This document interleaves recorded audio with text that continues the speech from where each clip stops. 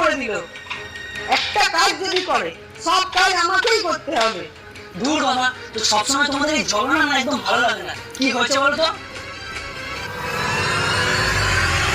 আরে তুমি চিন্তা করছো কেন? মা পুরো বন্ধুদের মতো, কোনো চিন্তার দরকার নেই। ওই তো মা এসে গেছে। দেখো বৌমা, আজ থেকে এই সংসারের সব দায়িত্ব তোমার। যাই হয়ে যাক এই ঘরটাকে ভাঙতে দিও না। আর বড়দের মুখে মুখে সবসময় উত্তর দেবে না, একটু চুপ থাকবে। ঠিক আছে মা। আর গুরুজনরা যা বলবে তাই করবে, বুঝলে বৌমা? হ্যাঁ মা। আমার লক্ষ্মী বৌমা।